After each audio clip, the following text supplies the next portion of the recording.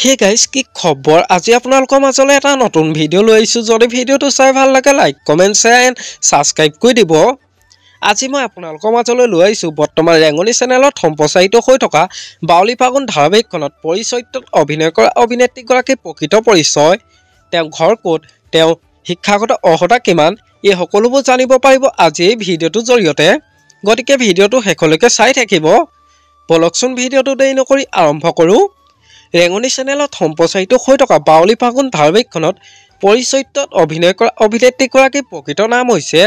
প্ৰিয়ংকা খঙীয়া ঘৰ হৈছে গুৱাহাটীত কিন্তু তেওঁ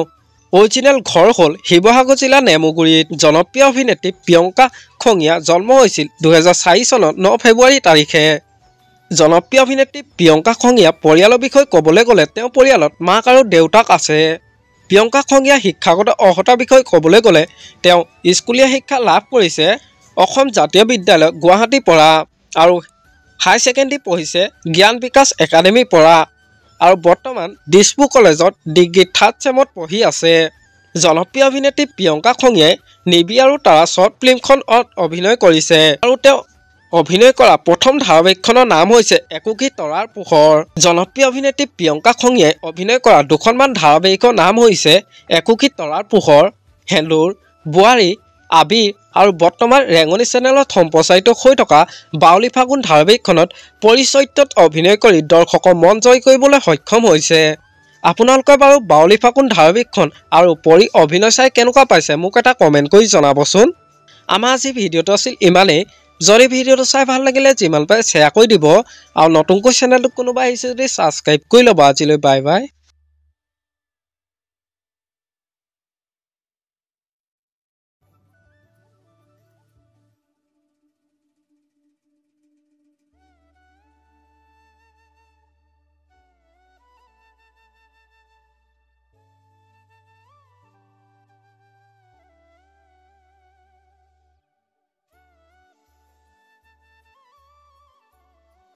নিশি গন্ধা ভাঙে তন্দ্ৰা মন আকাশৰ মধুচন্দ্ৰা নিশি গন্ধা ভাঙে তন্দ্ৰা মন আকাশৰ মধুচন্দ্ৰা মনৰে আউসী জোনাকে বিলাসী পোহৰৰে মেলা পাতে মনৰে পদূলি উদুলি মধুলি মন ভৰে বোলাহতে